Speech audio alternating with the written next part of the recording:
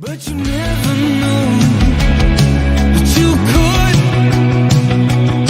And when you feel that way, ain't it good, good dancing in the red and gold.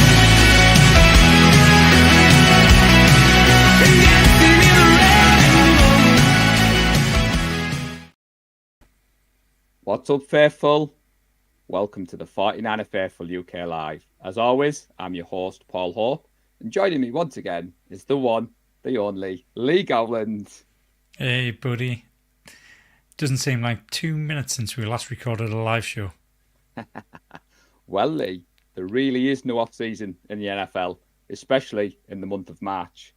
With the start of the league's new year upon us, with free agency's legal tampering period starting on Monday, I'm sure you, me, and everybody else watching were refreshing those social media feeds to see what breaking news was next. So naturally, everyone, there was only one topic for us to discuss on tonight's live. And helping us do so, Lee, we're joined by another very special guest, a member of the 49er Faithful UK admin team, host of multiple shows on Let's Talk Sports, and rumour has it, he likes an outfit changer too. He definitely has the most residency caps on this side of the pond, and we're delighted to be joined by the legend that is Gary Thorpe. Hiya, boys. I can't beat that. Hey, What Gary, an how intro. Not bad, not bad. Great. Thanks for having me on, boys. And I think you're right, Paul. I think the residency thing has become definitely my thing, and I don't even want to tell you how many I have now. I mean, the boxes in the corner are an indication, but yeah, just don't say it out loud because the wife will tell. Well, the wife will find out. Yeah, don't worry. Your secret is safe with us. However, Mrs. Thorpe, thank you for watching. Not responsible for all those boxes in the background, but free agency chaps. So, as we said at the start, Lee, the NFL season never sleeps, but it gets exciting at this time of year. We went live on Monday night with the Four Fuckers. So, Gareth has released the polls in the group. Yeah. So, I'm excited to see who wins what. But where do we start, boys, with the free agency stuff? Well, I mean, to be honest, tonight you start with Happy New League Year. Happy New Year. Today Happy is the New League official year. day That's of the it. Happy New League Year. 2 minutes I've got into to say, Paul, season 2024. I bet that absolutely killed you having to say four fuckers, because I know how much you're trying to avoid saying it in the past. Well, So I well was done. frightened of getting us cancelled off YouTube, but what can I say, Lee? A new league year, It's an a acronym. new start, It's an acronym. a new man. But yes, to be fair, everybody, my good friend Lee Gowland has armed me with the acronym. I've got that saved in my notes on my phone. So if anybody wants to know what it is, I can paste and copy and share it out there. But all jokes aside, the award show on Monday was a blast. It was good to kind of get the awesome foursome together. I know it's something we're keen to do on a more regular basis in this format. It's just getting everyone together, isn't it, really, Lee? It is. It's going to be an interesting one. I think coming into free agency, I think I've said to several people, I just couldn't believe the amount of talent that was available in free agency this year. It's like no other year that I can remember. And just over the past 2 days, more players are getting released. And you think, why, Jesus, they're really good players. I mean, Michael Thomas from New Orleans. Yeah. He's one that piqued my interest because he's a decent receiver. And there's just so many that make you think, what's happened? We talked about the cap, and I mean, I turned around and said the cap's gone up by 10 million. 10 million more than what we all expected. I think it was 10 million more than what the teams expected. So I don't think it's a cap issue. Can't be a cap issue. It's just a really strange year. No idea if the draft is stacked this year. I know there's a few areas in the draft which are a few position groups that are looking quite strong. But as an overall draft, I'm not entirely sure. That could be prompting people to release players. But who knows? Yeah, I'm thinking, as you say, Lee, the wide receiver draft is deep this year, so I don't imagine a lot of movement wide receiver wise because there's a lot of talent coming out there. But I don't think, as in previous years, I don't think the defensive line's too deep. So you've got a few edges, Jared Verse out of FSU looks like he'll go early, but like underneath that tier, there's not an awful lot. So I think that's why we're seeing quite so much movement. What's got me is the running back carousel. Just where did that whole sort of spinning cycle come from? That's just bizarre. Yeah, it's almost as though the running backs have become popular again, because they haven't been for years and years, and all of a sudden, yeah, running backs are coming off the free agency board left, right, and centre. And I tell you what, the running backs, that's where the biggest shock for me was, with Barkley going across to the Eagles from the Giants, because Giants and Eagles, they hate each other. That's a rival. I mean, well, exactly. I mean, when you talk about football over here, you don't tend to get that where a player will move from one rival to the other, because they tend to get the idea of that rivalry while they're playing for one team, so they tend to stay away from that other team. But Saquon Barkley, he's just said, "Sod that, I'm going to the Eagles." And I wonder So if they're I'm very looking at surprised. some of those, like the Barkley one to the Eagles. I think the Jones one to the. Did he went to the Vikings or the Bears? He went to the Vikings, right? From the Packers. He got dropped from the Packers, and he's gone to the That's Vikings. right. And it's like you wonder if there's, and it's business, and we all know that. Is there a little bit of spite in some of those decisions? You know, for Barkley to go back. You know, the Barkley's last year, he was on the franchise tag. He was arguing the back and forth about paying him. Is there a reason? You know, he's gone back, going, "I'm coming back twice a year to stick it to you guys." You got a feeling that sometimes there's a bit of that. Yeah, could be, because you're kind of seeing that all over. I'll tell you what, one of the surprises for me as well, and it's a surprise because we talked about it on Monday's show, and I was very disappointed with this move that the Seahawks had made. I must have misread that. I must have read that Patrick Queen had been speaking of visiting the Seahawks, because obviously he's now gone and signed with the Steelers. Again, a big rival of the Ravens. So it's a strange one. I mean, I'm over the moon about that particular move. I'm not complaining he stayed in the AFC, to be honest, yeah. Yeah, exactly. But yeah, there's been some strange moves. Real eye-openers. So Neil Graham in the house, he says, "Evening, gents. Loving the T-shirt, Gary," which I knew you'd get a lot of love when I saw you tweet that out earlier. And he says he's been wearing the exact top today. Great minds and all. So it's good to have you with us, Neil. Now, is it any surprise, gents, that the 49ers picked up a couple of defensive ends, a linebacker, and Lee, I'm going to use this opportunity. We had a competition going. We did. Who the 49ers would sign in free agency. Now, I don't know whether you lot out there don't want this wonderful Joe Staley bobblehead, because at dinner time at work today, I was preparing my script for the start, and I thought I'll just tot up the entries into our free agency competition. And it's safe to say we did not have one correct entry. So mine and Lee's great idea in this competition was crashed and burned. So stay tuned, everybody. Has anybody called any of the ones we've signed yet? I mean, that's I was just about to say that, Gary. I was just about to say it. So far we've had 4 external players, like not re-signs, signed for the 49ers off. The gunner signed for the 49ers being confirmed. And I don't think anybody has picked any of those 4. And to be honest, I wouldn't have picked any of those 4 either. So Gary, maybe it wasn't a great idea that. I was going to go down a rabbit hole. So Gary, your entry, talk us through that, because yours was a little bit left field. I'm not going to lie. So do you want to tell everybody watching who your entry was and why you thought we were going to pick? Yeah, so my entry was the linebacker that just got signed. I think he's got to the Commanders, to be honest, from the Panthers, Luvu. I thought he was on the free agency market. I thought obviously with Dre Greenlaw going down and the potential of coming back, whatever else, and I knew we needed a strong linebacker. And obviously we've got fun and games after fleecing the Panthers before, so I thought we'd go back. And the Panthers are at the moment. The Panthers are a firestorm.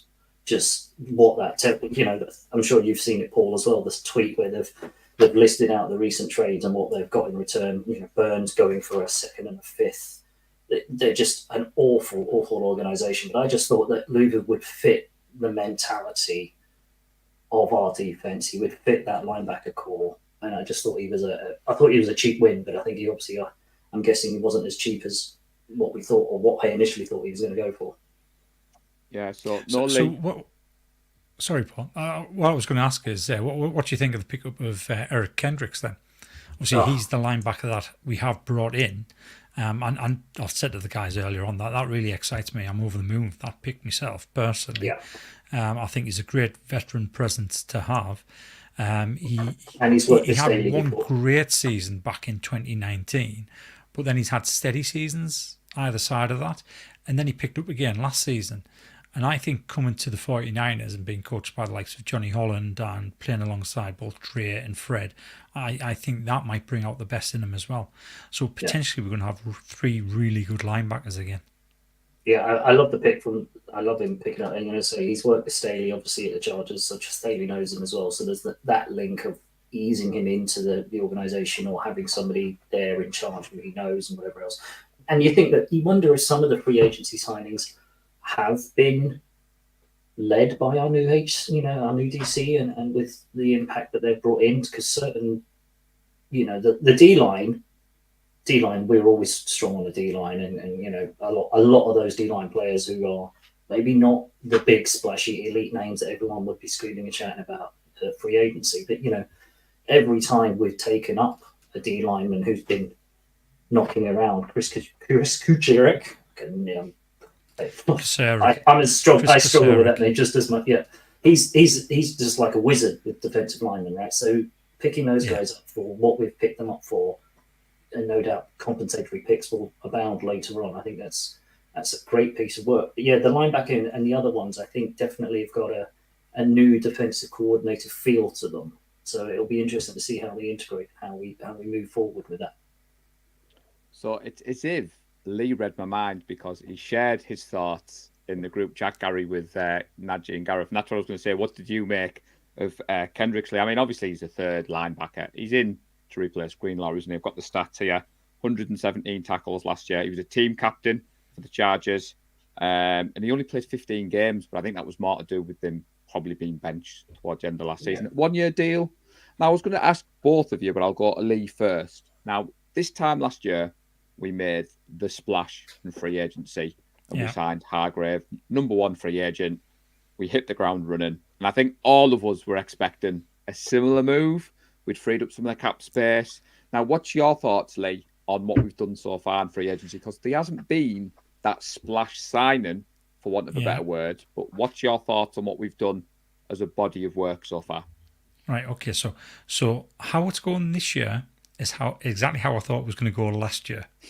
So the big splash in free agency was a shock. And because of what happened last year, normally I would have thought exactly what we do now is what I would expect. But because of that splash in free agency last year, I kind of expected something similar this year. Maybe it's not on the same scale, but a flashy name nonetheless. So we've actually gone back to how I think it should be done, and not making the big splash, bringing in the quality players that steadily bolster up the overall roster quality. So I'm quite happy with the way they're doing things, and some of the pickups that they've made. I mean, I've already mentioned Eric Kendricks. I'm really excited about that. I'm looking forward to seeing how he plays, and I don't necessarily think he's a replacement for Dre. I think he's there to play alongside both Fred and Dre when all of them are fit. Yeah, from all accounts, Dre is going to be fit by the start of the season, but who knows whether or not he's going to be up to game speed. I think he'll end up being that third linebacker when we've got 3 linebackers on the field. And I think he's definitely a step above the likes of Oren Burks, Flanagan Falls, D Winters and Jalen Graham. D Winters and Jalen Graham, obviously it was their rookie season this season. Hopefully they'll come on and progress a bit. Next season we might see a lot more of them. And hopefully Kendricks comes in with his veteran leadership and actually brings those 2 players on as well. Because ultimately you have to build through youth. You have to build through the draft. But we're in such a privileged position because our roster is so strong. We don't need to play our draft picks. We just don't need to play them. We can get them to sit for a year and learn from the vets. And I hope that is what's going to happen. Outside of that, looking at the other pickups, they've been good. I'm happy with them. We kind of had a conversation before we came on air, and I'm just going to mention the first person that we re-signed, player that we re-signed, and that was Brandon Allen. The reason I'm mentioning him is because of the conversation we had. So I've been tidying out my office over the last 2 days, and I came across a draft preview from 2022. So I thought, let's have a read what they said about Brock Purdy in there. And it was quite complimentary. whoever wrote it, and I still can't find a name who wrote the article, but they turned around and said he doesn't have any problem with his arm strength in any phase of the field. He's not as strong going long, but short and intermediate, he's got a great arm. It was interesting to find out that whoever wrote the article didn't think he'd have scrambling ability. But the most interesting thing, and why I'm bringing it up, is because they always compare to current NFL players. And they compared Brock Purdy to Brandon Allen. They said he's a Brandon Allen type player, and I just thought that was unbelievable for somebody to do that in the preview 2 years ago, and all of a sudden they're playing on the same team, and they're going to have 2 years together. So, yeah, exactly. So Gary, I did want your thoughts, but your good friend Alex Simpson in the house, also Let's Talk Sports, he's asked a question. So straight over to you, Gary. This is what you do on the live. No prep. Do you see a draft day splash from the 49ers? And that's from your good friend, the fact I know, that's Alex throwing me under the bus there. He's obviously his medication with his knee is kicking in. He wants bold. He's told me he wants bold. He likes bold. I mean, we have a raft of draft picks, obviously, with all the compensatory picks we've got. Yes, many of them are third, fourth, fifth, and sixth, and whatever else. Well, we are a long way down in that first round. And what is our big need? If you're going for a draft day splash, you're talking first round moving up, right? And I think we all think our big need is offensive line. We don't, after the Super Bowl, after some of the bits and pieces. Yes, we signed up McKivitz, which I think everyone loves. It's a sensible, deal for the organization. He's been around. It takes a while to get in. Yes, he maybe not be first elite starter quality, but he does the job. Is there enough? And there are some good offensive linemen coming out of college, but to make the splash that Alec and for us to make that, we'd have to literally package, I think, first, second, third, and maybe next year's if we wanted to make the jump that we would need to do to get the lineman that I think we need to get. It has to be like a big one, and I don't see the organization after the last time they made a draft day trade up splash, give away the next, another first year draft next year. I don't see them. I think the fingers have been burnt with that. So I don't see us doing it. Do I see another organization doing it? Absolutely. I cannot imagine the Vikings are sitting at 11 with their QB room as it is now. They are not staying at 11 for that. They are throwing something in to go and get a decent QB. JJ McCarthy might be there at 11, 12 whenever they draft, but I think that if they're in there, they're going to make a bigger splash than that. They're going to want to get one of the first three or four. I think the Patriots are primed to clean up on some picks there. We know the Bears are going to mess up whatever situation they've got, right? Because it's the Bears, and they might be sitting with the number one and Justin Fields and whatever else, and they really should run the draft board, but they're going to mess it up somehow. But I see the Patriots and the new regime at New England making hay with that third pick, and getting something out of that. Well, we are going to get deeper into the draft talk as the weeks go on. Alec has thrown you under the bus. I'm surprised you haven't thrown him back under the bus with his prediction, but I'll save that for later. Don't go anywhere, Mr. Simpson. So, what I would say to answer my own question before Lee gives his thoughts, I agree with you, Lee. I didn't expect a big splash. And what I would say is we're upgrading in positions of need, and we just need to be patient. Every fan wants day one of the legal tampering to start, and you want to sign. Like last year, we got Hargrave. I think we were live doing the pod when the Hargrave news broke, and we were like, "Oh wow!" Leonard Floyd for me is an upgrade over Chase Young. Mateus is an upgrade over Ferrell. Jordan Elliott. Now I don't know whether you guys saw our good friend Jordan Elliott, who's a content creator. His notifications must have been through the roof last night, and to give him his credit, Lee, he has released an article on his thoughts on Jordan Elliott. So do go and read that, because obviously Jordan had some fun putting that together. But I think he's an upgrade on Kevin Givens from what I've seen. And as you said, Ellie, Kendricks is an upgrade over Burks. So when you enter this period, surely that's the aim. You get better at deals that are friendly for the team. Mhm. What's not to love? That's got to be the aim. Sorry, man. Saw your room. It's got to be the aim for any Yeah, no. organisation. So going back to Alex's question and following from what you're saying, Paul, you have to assume that a big splash means that we're going to move up. I don't think we're going to move up for two reasons. One, if we move up, it's actually going to cost us more money. It's going to cost us more against the cap, because the higher up the draft you go, the more money you're going to spend on that player. So I think it's prudent to stay at 31, and I don't think we're going to take no lineman either. I think regardless of the fact that we've taken 4 defensive linemen, we will take a defensive lineman with that pick of 31, because there's going to be a few, 2 or 3 around that area who are going to be first year starters. And that's why I think we'll do that. And as Neil's mentioned, it is quite a deep draft for all linemen. So if we do make a splash, I think we might move back into the second round. So we've got that 31, so we might move up and then again move back into the later part of the second round and potentially take 2 all linemen in the second round. I think that would make sense, because it wouldn't cost us that much against the cap.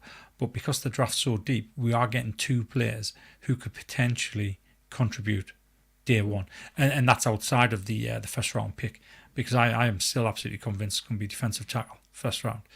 That's what Lynch has done all the way through his tenure. And like I said, we've brought in 4 players. They're not necessarily starters. So I think he might be bringing in a stud from the first round.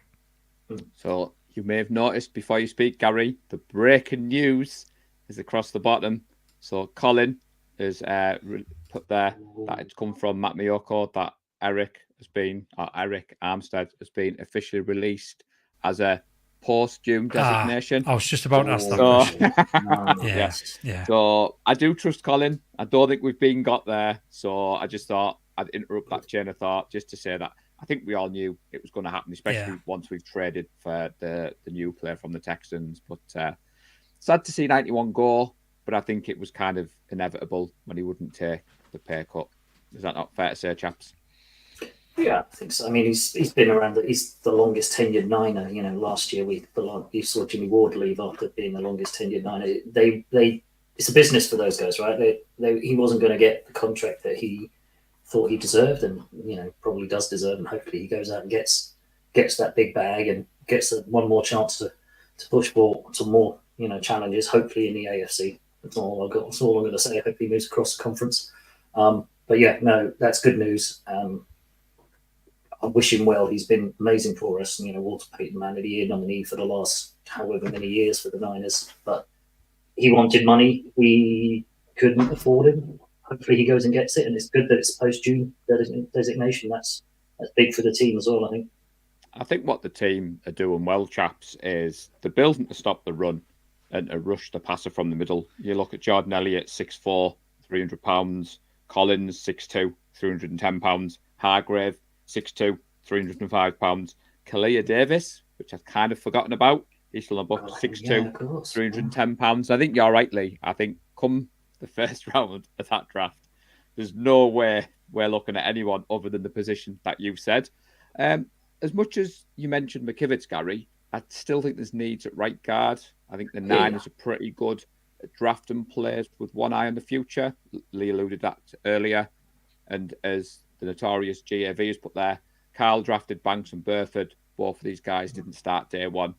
And he's put that he's not confident we start any all-line guys we may draft. And he's finished off with that Carl doesn't trust rookies. Do you think that's fair to say, Lee, what Gav's put there? Yeah, I think it is probably fair to say. I mean, history tells you it's fair to say. But you have to have a look at the likes of Debo and Ayuk. Both of those started the rookie years. So he trusted those. I think when he can be in complete control of I think when he can be in, well, he didn't really have a choice but to trust Brock. We were out of quarterbacks, weren't we? What was I saying? Do you want me to put the comment back on? Sorry. There. So Gav's put that. No, I'm trying to think what my train of thought was there. Yeah, I've completely. Oh yeah, if he can completely control how the rookie plays. And I think he can do that with wide receivers. I think he can do it with the tight end. He can definitely do it with the quarterback because everything comes from the quarterback. The running back, I think first round running back or rookie running back is always safe to play, to be honest. But the O-line, I think, is different. I think the O-line does take that season or two to get up to speed. We've seen the examples all along. I mean, Aaron Banks, as Gav has said, he sat him. We saw him a couple of games towards the end of his rookie season, and he didn't look great. But when Spencer Burford was there, and Spencer Burford played his rookie season was great. This season, he was far from great. So he kind of regressed a little bit. So, yeah, I think it's fair to say that he doesn't trust rookies. Or lineman, you probably is right. Even though I've just said maybe he's got 2 starters, it all depends on how they turn up in practice. If they play like Spencer Burford did his rookie season, he'll start them. Yeah, I think it's a tricky position, though, isn't it? I mean, O-line, because especially with Shanahan's scheme, there's a lot of pulling, there's a lot of special types of blocks, and special. It's not just your run forward blocks or your pass protection. Yeah. There's a lot of stuff that goes in there, and cohesion and working with the team and working an O-line together. It's not 5 guys; it is a unit of they all have to work together, and I think dropping new guys in is always tough. So yeah, I wouldn't say he doesn't trust rookies, but I think, as you say, he's played his rookie wide receivers, he plays his rookie running backs. But I think O-line it's a special case. You can't get guys straight out of college, and they might look fantastic coming out of college, but you put them in the NFL when they're suddenly up against guys who are bigger, stronger, older. They've been around the block a lot more than some of those college guys. Everyone's bigger, everyone's stronger, everyone's faster. It takes them a while. You can't just expect them to walk in and do what they did in college. It just doesn't happen in the O-line. And so, yeah, even if we did draft them, I don't think you're right. They'd be rotational if we're in a good enough position in games. I think that I wouldn't, put past Kyle to say, okay, we're 3-4 scores up on some of these teams. Let's put some of the younger guys in and just see. But, yeah, I think we don't put first year O-linemen unless worst case scenario when we're in a. Well, Mr. Graham disagrees. He's put McGlinchey was a day 1 starter. Was that out of necessity, though? To be fair, everyone, you would think I'd planned this, but I'm delighted that we've gone down the O-line talk. However, you want to jump in at this point, Lee, before I go down the O-line talk? Yeah, I mean, the big difference with McGlinchey is we took him at, what was it, number 11 overall? When you take him number 11 in the first round, he has to be your starter. He's got to be a starter, yeah. So, yeah. I think most Niners fans wanted to see the O-line improved. I'd called on the Monday show, Gary, for Robert Hunt. I thought he might have been a good fit for what we do coming from Miami. But chaps, the O-line market exploded. I've got the figures here. Dotson went for 16 mil per year. Jackson, 17 mil per year. I can't even pronounce. Mike Hugh, 19 mil per year. Robert Hunt got 20. And Landon Dickerson got 21 million. What did Moses get? Moses just went to the Jets as well, didn't he? From the that might have broke because I did this at dinner time in between jobs. But what I was going to say to you two, prior. Would you want to spend that kind of money on the O-line? Are you quite happy with, like, last year we picked up Feliciano, and Gav, we'll get to your comment in a moment. I think when you're building the roster where we're building it, you can't splash 18, 19, 20 mil on an O-lineman, other than Trent Williams, obviously. But what was your 2 takes? Would you like to have seen us look at one of those, or are you quite happy the money's gone somewhere else?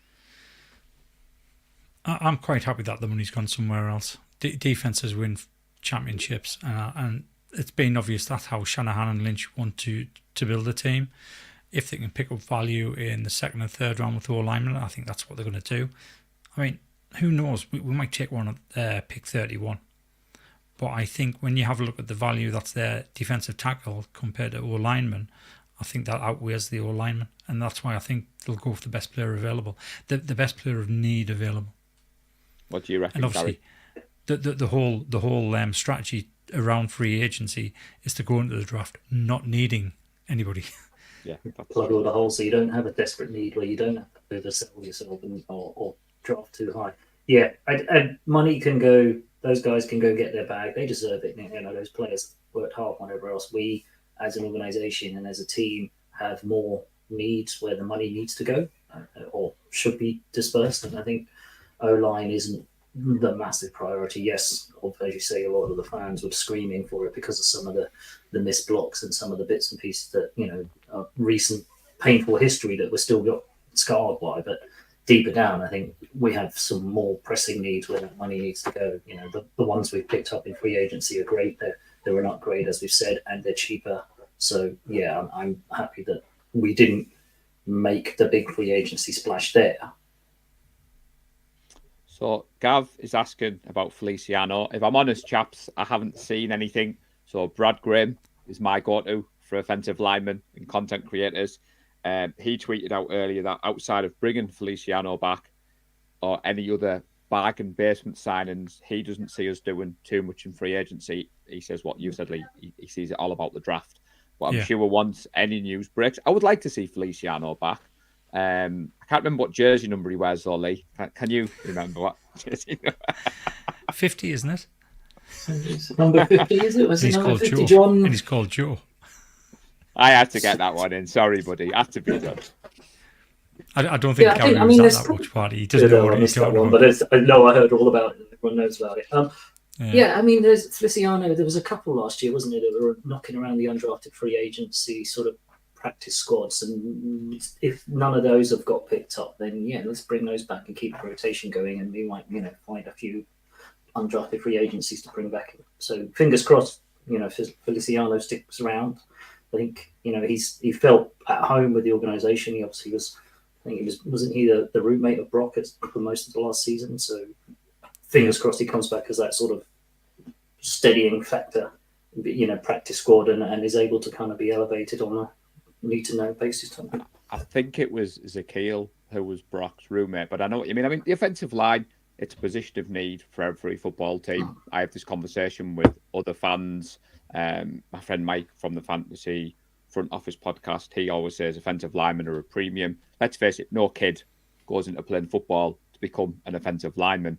And the very best, as you've seen yesterday where the market exploded, Chase Senior, his video of walking around, I think it's San Francisco this morning, with his phone in his hand, dropping those figures. That's where I got that information from. And he's just like, there's no way the Niners were even competing in the market. They weren't even talking with those guys. Now, we are still on free agencies. We're not going to go into draft. So I do have a list that I've got from Niners Nation who they believe are the top free agents that we realistically are in with a shout at. But before I kind of go down that rabbit hole, as we do on the 49er Faithful UK Live, I'm going to go to you first, Gary. So I want you to pick a position of need, and I want you to give us a player that you would like to see us sign out of free agency, not draft. Free agent. Now, if you haven't got anything to hand, I'm sure El Presidente was prepared for this question. That'd be interesting. I don't know who's available. I'm gonna quickly, because I think if we can find a corner to sit opposite, that would be, if we were going to make any splash on any free agency position, that's where I would be looking at who's the best available corner. I like defensive back corner, whatever you call it. But that's I actually completely agree with that. Yeah. And I don't know who's available. Yeah, I'd be looking for an outside corner. Yeah. So any particular names, Lee? Because as I said, I have got an article here from Niners Nation. It's where I get most of the stats and stuff from. So I have a name here that they've picked. So I'm just wanting to see whether it's the same as your two. Yeah, I've got to say we need to give the two guys who's already on the team a shot. We need to give Darrell Luter Jr. and Sammy Womack a shot at doing that. Because I think he just played at Isaiah Oliver last year out of guilt to Steve Wilkes, because he was garbage, he was. But I think Diomedolo, no. I think he's better in the slot. I mean, he's a really good outside cornerback, don't get us wrong. But I think he's better in the slot. And I think if we can get that outside cornerback, which both Luter and Sammy Womack are, then we need to give them a chance and see how they can play. I would love to know what Womack's done at the end of last season to fall out of favour. I know Luter sounds like he's going down the IU route, doesn't it? Yeah, well, potentially, yeah. I did hear a rumour at the start of last season that it's because he wouldn't tackle runners, and that caused the problem. So he wouldn't he wouldn't play him. But yeah, I'd like to see us try them. I'm just looking to see who's still available. Well, Do I you want to give think us that name, Paul? I will, yeah, but I think Womack could be in for a chance. So the one that they've picked, Lee, is cornerback Kendall Fuller. Now he was 30, Excellent guy, isn't it? 24, 16 career interceptions, and they believe he's one of those savvy veteran cornerbacks who basically he fits the run, can set the edge, and they believe if we elect to go for a slot corner and cornerback, that's the name that they would go for. He seems like the type of player we would pick up at this stage of free agency, and I just wanted to know whether that was something you would both agree with. Yeah, well, I mean, he's the top corner still available in free agency. He's ranked 13th out of the top 101. So happy to pick him up if we could get him. Yeah. Womack's definitely in the doghouse. Yeah. I don't know what he's done. Because he was, I mean, the thing is, every time he's on the field for special teams, he makes a play, he does something, he stands out. But it's something somewhere to make him. Was it Shanahan or was it Wilkes that didn't trust him? I wonder if Sammy will get a bit more of a run now that Wilkes isn't. Possibly. Easy. I mean, that's a good point. I know Wilkes did come out and say something about Sammy Womack early on in the season.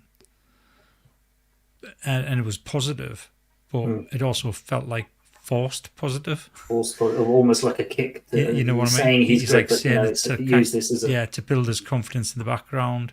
No, I don't. It's like covering his own back. Instead of saying, look, I've got no confidence in the kid, he'll basically say, oh yeah, he's doing really well in camp. He's doing really well in practice. He's bordering on getting there. It could be that.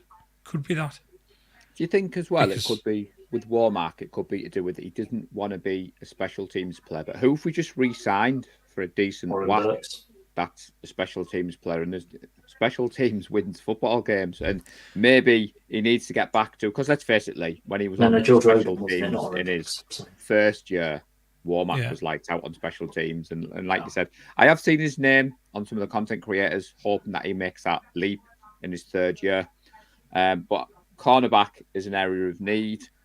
What over you, Lee? I want you to give us a position then, because Gary gave us cornerback, so cornerback's ticked off if we get that name. Who else what other position do you think of free agency we should address? Well, let's go to tackle then, because that's where most people think we need to improve. And I've got the guy's name up on here that I think is worth a shot. I like it. He's not. He doesn't exactly play to our strengths, but his strength is our weakness, and he's played for us before. It's Trent Brown. Trent Brown is still available.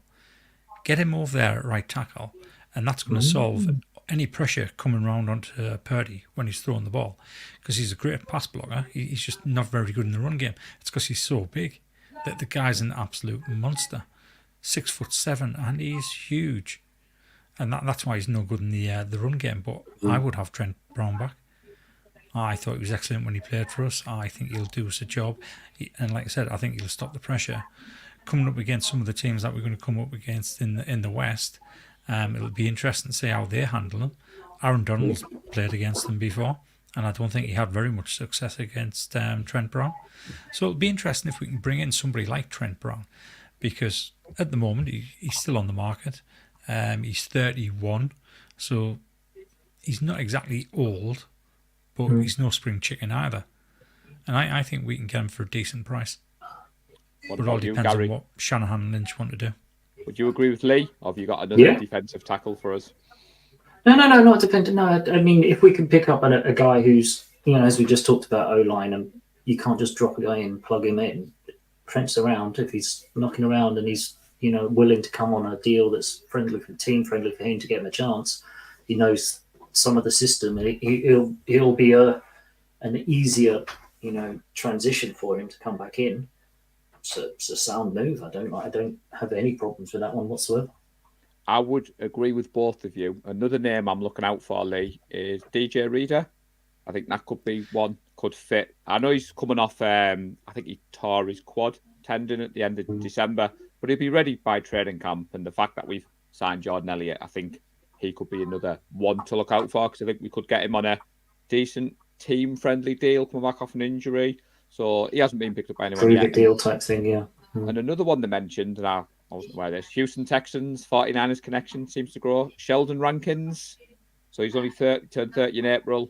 He's been productive as a pass rusher with the Texans last year. He had 33 pressures, which I think we saw towards the end of last season. Getting pressure on the quarterback was something that fitted into our scheme. So there's a couple of names. Now, the next one on their list made me chuckle, and I'm going to steal both your thunder. I don't think we sign this wide receiver, but given that Deebo Samuel has just changed his number to 1, imagine if we pick up Curtis Samuel and he decides to wear 19 that was my next guy.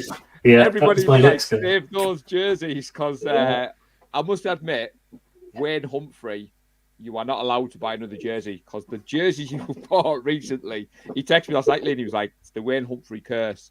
Now, I was tempted to get a Deebo jersey, but I'll be honest with the pair of you, I don't like the number 1. I just don't like it on an American football jersey. That's my preference. But I reckon Curtis Samuel could be one we could look out for. I like that. We look at our wide receiver core, right? You know, we've got 1, 2, and 3. We know who they are. But, you know, as proven in the Super Bowl, you know, we were looking around and Ray still needs a year or two, I think. But then we had Chris Conley. I think Curtis Samuel is if he's available and he's willing to come out, it would be a great pickup. I mean, he knows also to put the yards in and to put the effort in. He's not just a receiver. You know, he knows he'll have to come and block. He'll have to play the run. He'll have to be in and put his body around, and he's done that. And, you know, maybe, as you just said there, the Texans, 49ers, D'Amico Rue, Adam Peters over at the Commanders has built already a pretty good squad through free agency. But, you know, the link is there, so why not see if we can just kind of tickle the taste buds a bit and see if Samuel's available and what it would take to pick him up. What do you reckon, Lee? Do you reckon that would keep the faithful happy, especially if he picks up number 19? I actually don't think it will. Right. I don't. Keep the faithful happy. Because he's not a bad player. I just don't think wide receiver is a position of need at all. I wouldn't be spending any money at all in free agency on wide receiver.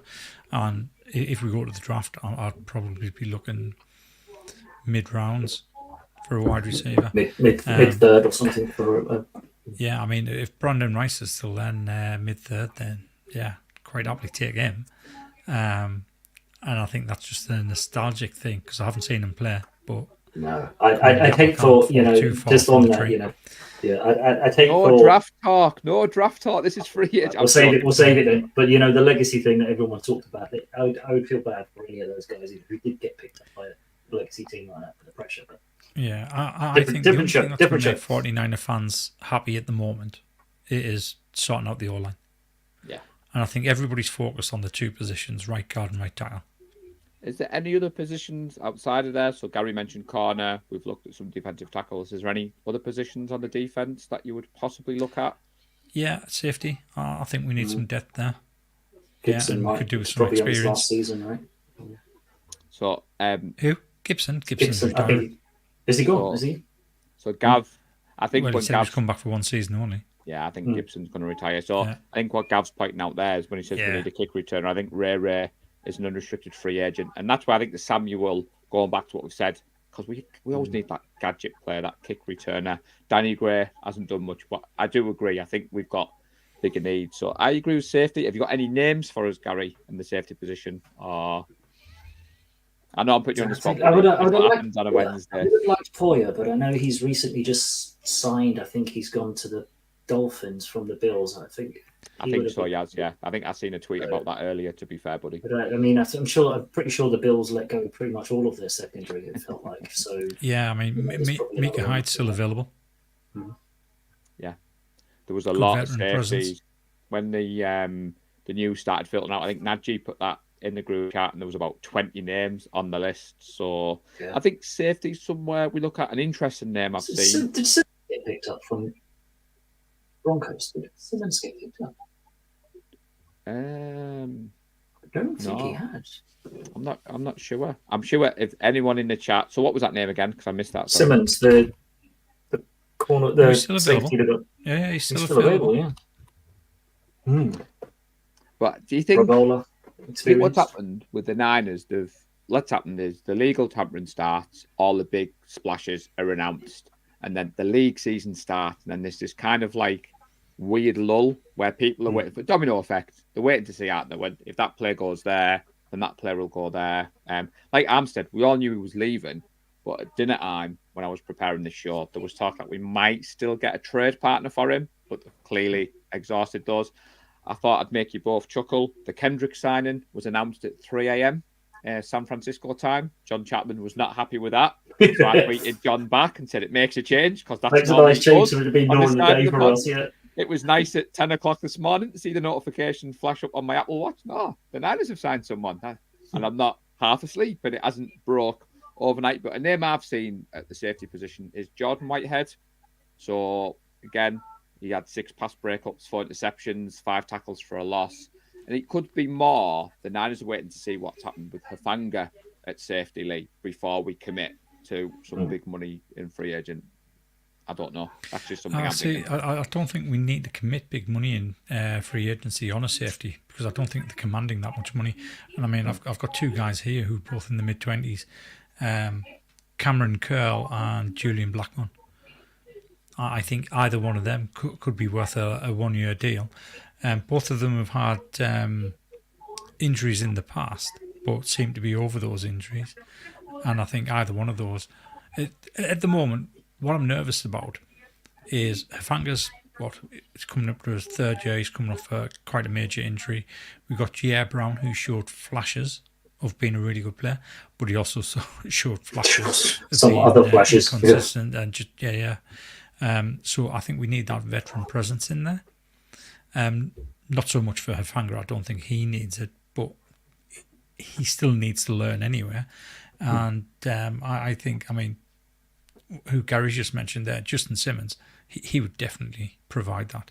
He would definitely upgrade our safety room straight away. And it's somebody that both of those lads can learn from. And that's what we need. We need leadership. At each different position, we need a leader because that's how you bring on the younger guys. Yeah. So 406 to Rice, keeps hearing a big splash is coming. Before I put Neil Graham's comments up there, I've just seen this. So Najee's favourite team, the Chargers, apparently they've restructured Max deal, but they've released Mike Williams to relieve the salary cap. Yeah. Now the name we're all One of those is definitely have to go. Being released is number 97 for the Chargers, Joey Bosa. So obviously we're a Niners show. I want to get your thoughts. Would you like to see a second Bosa come across if the money's right? Yes, no? Would you? I mean, who wouldn't, right? Who wouldn't even if it's just for a season, and if, as you say, it's a make right deal, or it's a team friendly deal, or it's a one and done, 1 year with your brother. Who wouldn't? Because you saw Nick come on when Chase was there. I know Chase is not really set the world alight since he's come over, but he did elevate a little bit Nick Bosa from playing, from college together and finally get a chance to play. So I think Bosa played better when Chase Young was around. It's inevitable that the Bosa brothers would be trying to outdo each other, which could only be good for the team. It would be an amazing thing. And even Mama Bosa said, I'm sure you saw the tweet, Paul, that she was like, oh, make it happen. The injuries are the only issue there you'd have to be concerned with. But if he's rotational, you bring him in, second, third down, or just, third down, pin your ears back, Joey, go get him. Team friendly deal would, of course you would. So Neil has got a controversial wish. So Neil would like us to look at the wide receiver Hunter Renfrew, slot receiver, which he says we don't have on our roster. 1,000-yard season with the Raiders, and still only 28.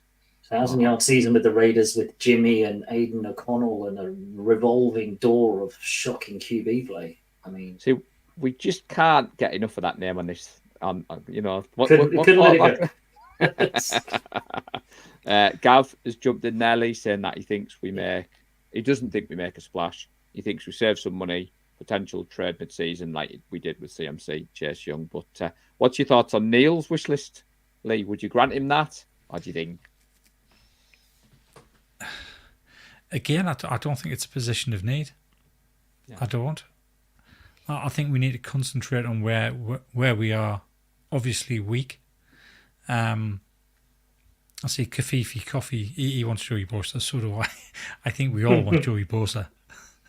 Yeah. I think that goes without saying. Having Bosa and Bosa on either edge would be unbelievable. But I mean, Hunter Renfrew, he is a really good player. Would he be an upgrade over John Jennings? Yeah, he would. But do we need that additional cost over John Jennings? I don't think so. And there's no way we've tended to put a second round tender on Jennings to go out and pick up another free agent wide receiver at a cost. So we'd have 4 receivers where they're all getting decent money. I don't think it's going to happen. But yeah, he would make us better, but at a cost. Yeah, it's the cost. It's an upgrade, but it's an upgrade that we don't need to spend money on.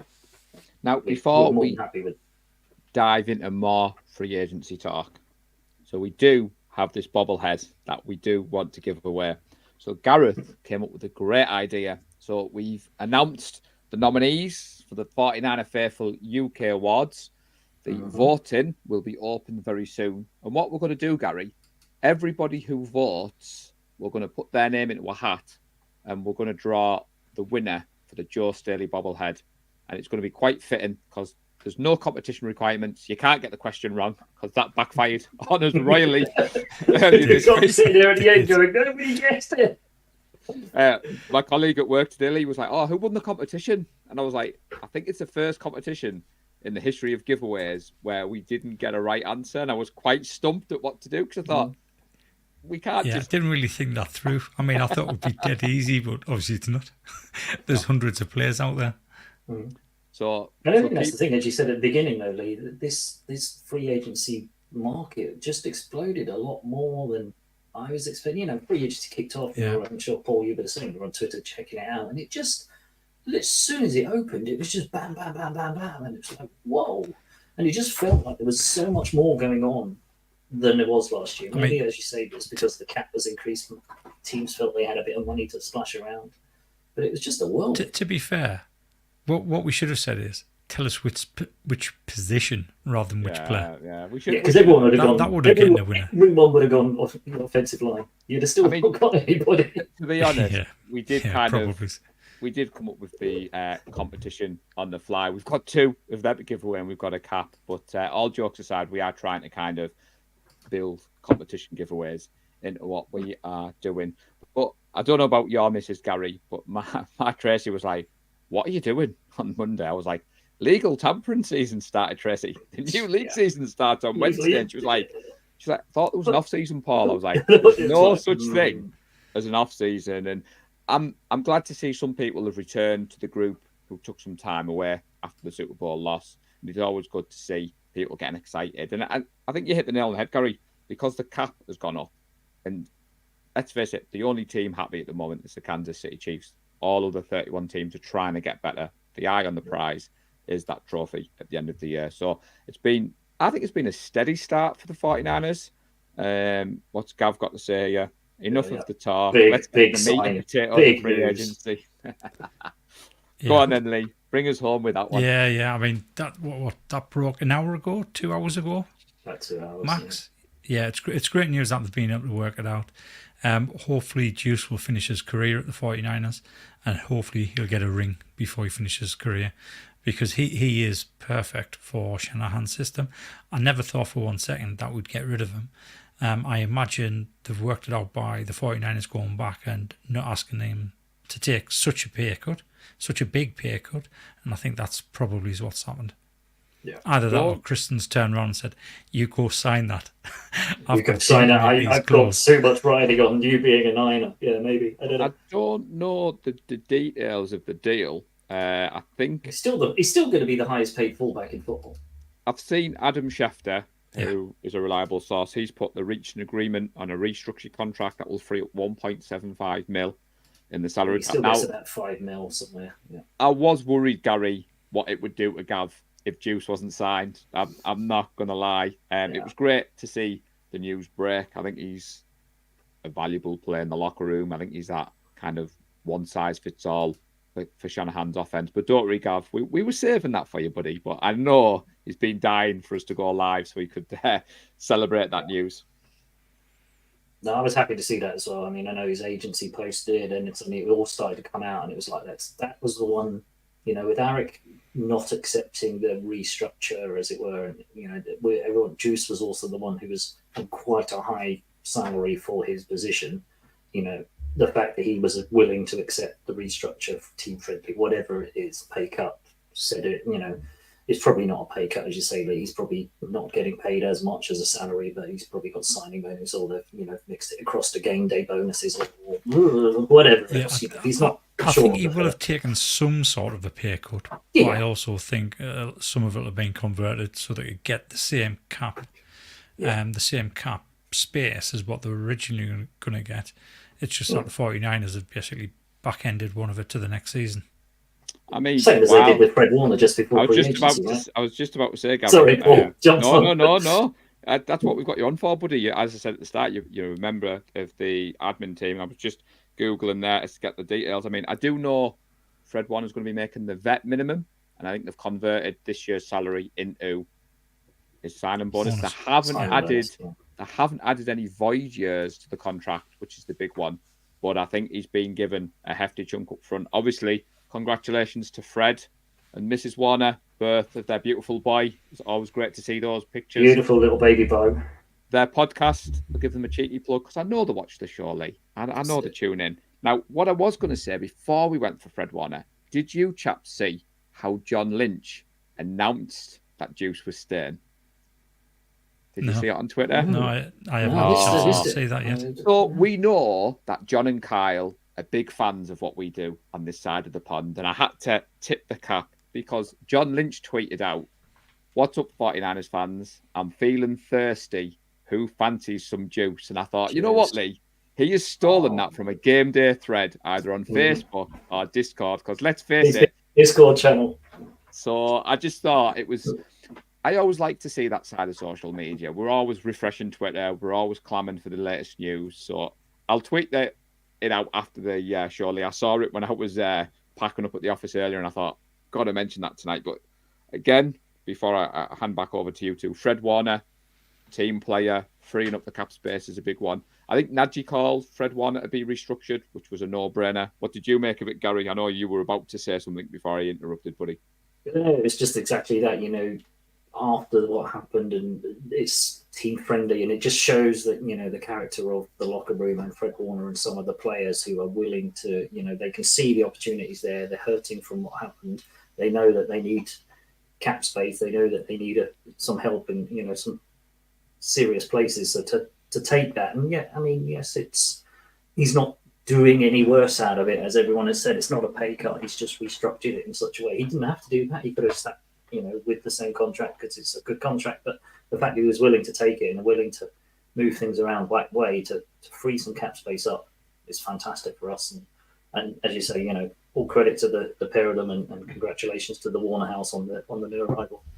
Yeah, I see Fred. I saw his story, and Fred was already talking about how quick he's going to be over the 40 at the combine. So. To be fair, Gary, the Warner House gave you a bit of a highlight. Remember when they liked my tweet about the 49er Faithful UK, and Gary was straight in the DMs like, I can't believe they've like that. It's like, that's why I think UK fans, it's part of the reason you love this sport. You see the interaction on social media.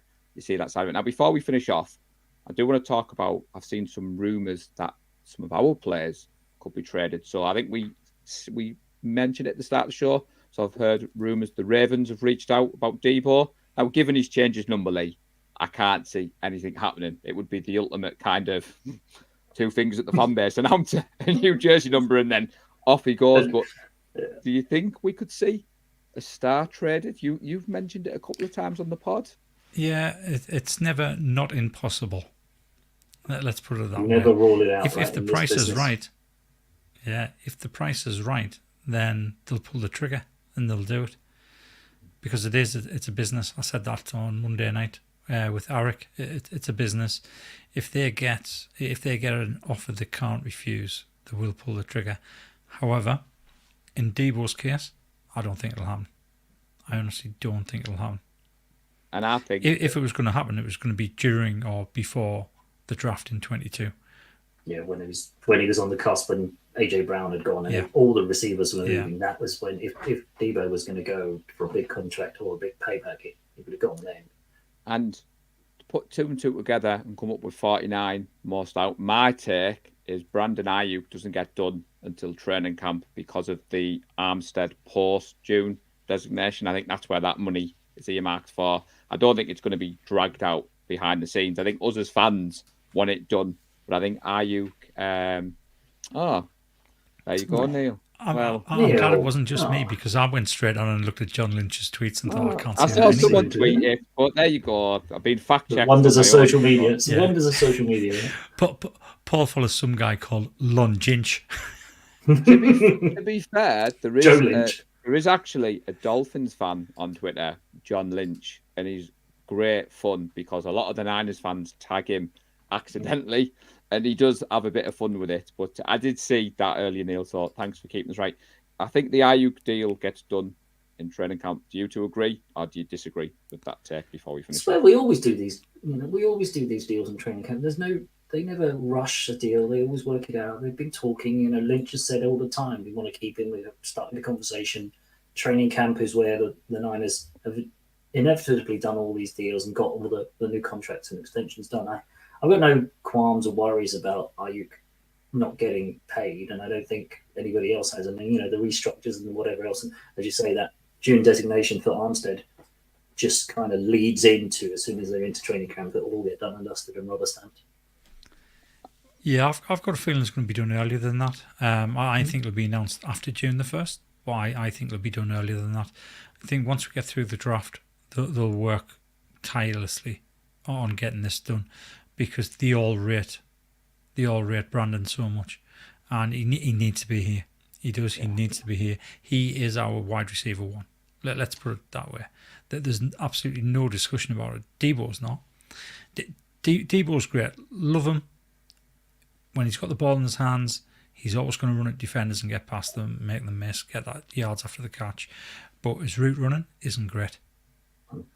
And he does have questionable hands as well when he's catching the ball. If he has to catch in traffic, if he has to catch on the run.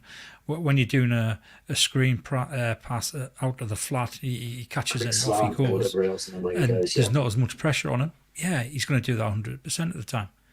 But for me, Brandon Ayuk, he's our wide receiver one. We've got to tie him down. I'm smirking, but Jimmy's been released by the Raiders. Been tweeted out. So anyway, Gary, I mentioned about Ayuk because I think a few of the fans will panic, but it's not getting done before June. It's not what we do. So I just wanted to put that there. Is there anything else that you two want to touch upon on free agency? I'm conscious we've just hit the hour. Yeah, so we can keep going. It's not a problem with that. I just wanted to see if you had anything to say. So I think it was our friend Crystal who shared the video of Yita Gross Matos and his story. The story, wow! And you need to go and see that story. It is so heartbreaking. Losing his father as a young kid through drowning, and then to lose his brother who was struck by lightning. Jesus, and he stood and witnessed it. Yeah, it's just unbelievable. Stories like that, it just heartened you, didn't you?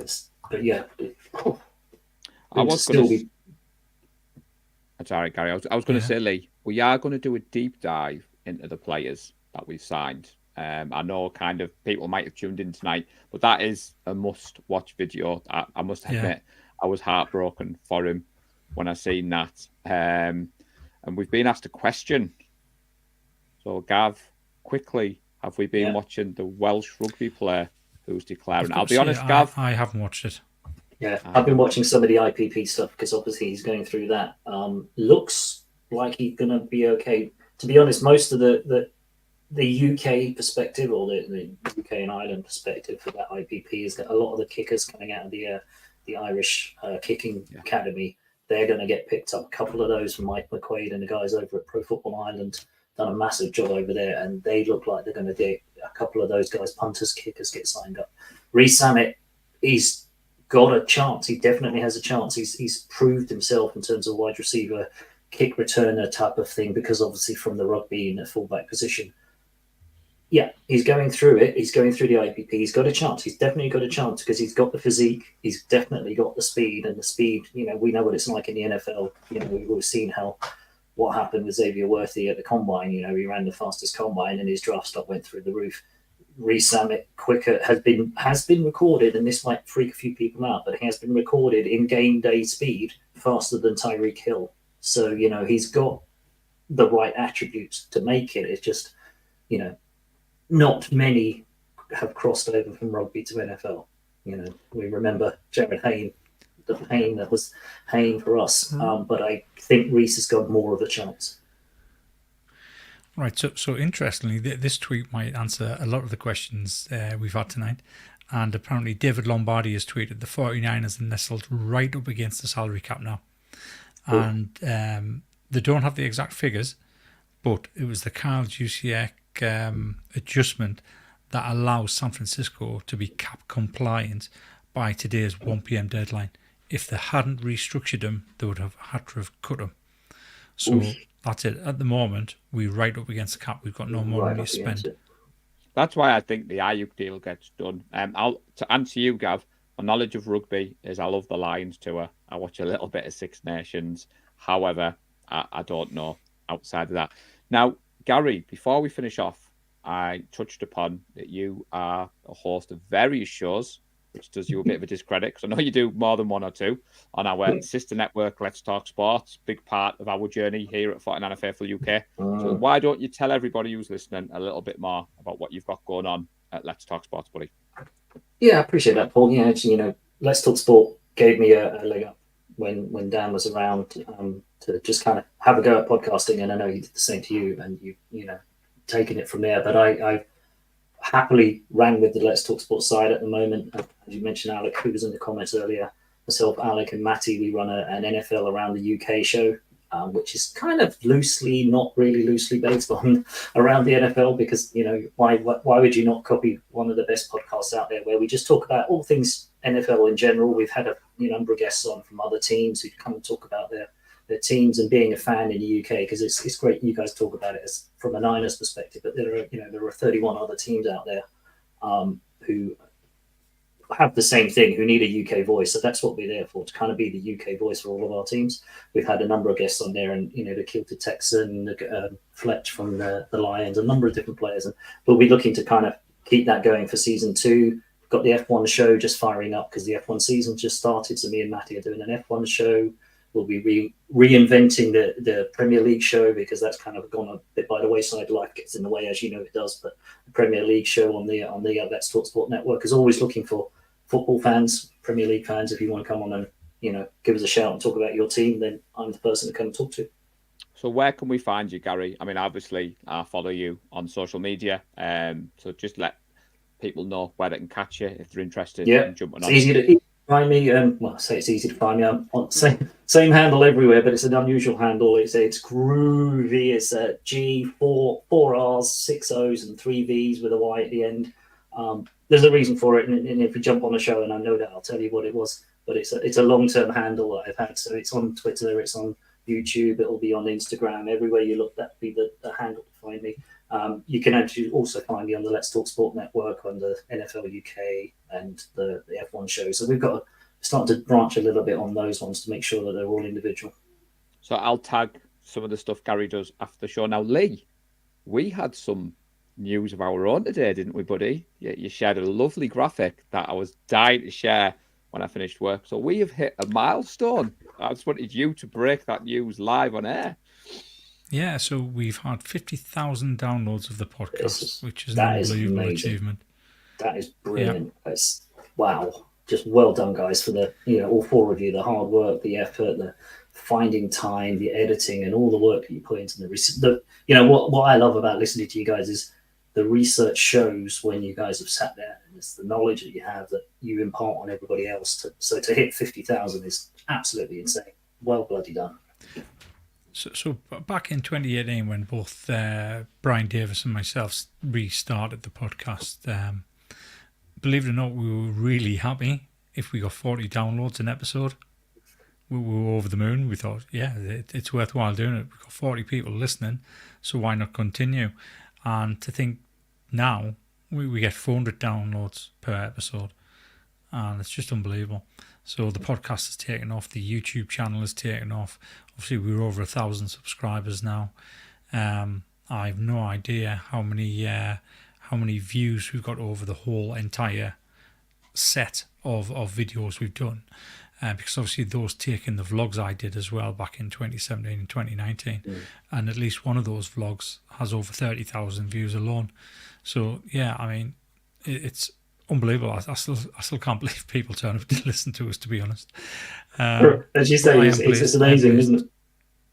Sorry, it's amazing. Four fans from the UK get that amount of people listening in. It's tantamount and testament to what you do and how much knowledge you have. And even if it dropped back to 40 downloads an episode, I'd continue to do it because I enjoy doing it. Well, Gary, we are second in the top 10 best British accent podcasts, according to a very reputable website that Lee found and shared in the group. So I don't know where he found it from, but I was at work one day. You can find anything on the internet. And I was like, what that? So apparently that is true, isn't it, Lee? A website has announced that we are second in the 10 best British accent podcasts. So the managing director of the company who does this this ranking actually emailed us. And I think he wanted some money. I think he wanted us to buy something, to buy a product, a service. Yeah. Yes, we can make your downloads explode. But all they're doing fine. Thank you very much. Sir. But all jokes aside, we do appreciate you jumping on with us, Gary. We will get you, Alec, and Matty on at some point. I know Alec is away with work. I know Matty can be a little bit, he's got a lot going on. And like I said to you a few months ago, Gary, when you told me about all these plans for shows, I thought, Christ almighty, Tracy would kill me. I have enough with my hands full with the 49ers stuff. The fact that you do F1, Premier League, but it was nice to get you on. Dan Harris is a part of all of our journeys. He's someone that I think about on a regular basis. It's good to see you guys carry on that work. I know Dan always had a vision of me kind of branching out on the 49er Faithful UK, and he'd be over the moon that we've hit that 1,000 subs. We're close to the watch hours. I don't know fully what that means, but as me and Lee have said, no chance, Neil. That would be a great competition because there's not. Amen. Wow. But what I was going to say, Lee, is we do appreciate everybody who watches. And if we do hit that magical monetization, whatever it means, we will be reinvesting it back into the group. We will be back next week. I don't think there'll be another pod out this week because we have got the award show out there. So please do go give that a listen. Watch out for the polls on Twitter. Anything else I've missed out, Lee, before we finish off? I want to hear you say that surname. Amen. O Bonga Bemga. There you go, Neil. Just for you, buddy. And I'm sure that was wrong on so many levels. Bemiga? I think it's Bemiga at the end, but how that all one that first G might be silent. Who knows? That's a great one. There's a YouTube short for me to try, Gary. I'll do that later because we are going to try and get the shorts out there. So, he goes by Bob as short. Yeah. And Gav, I look forward to those videos. Quick one before we go, boys. Yeah, go on. Who do you think has won free agency so far? Ooh, good question. Ooh.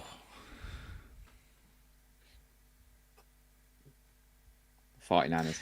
It's difficult to know because I don't exactly know what every other team's needs are.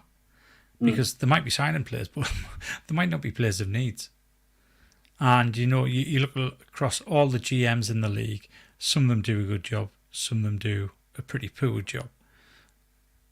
The ones that do a pretty poor job, who might at the moment be bringing in all these top-tier players. If I have a look at a team that I think has significantly upgraded or can be a danger next season, I think it's the Houston Texans. Yeah. I think the Texans have done some good business. The far exceeded everybody's expectations last season. I think with the work they're doing now and the players they're bringing in, and to be honest, I expect them to try and make a run at Eric Armstead.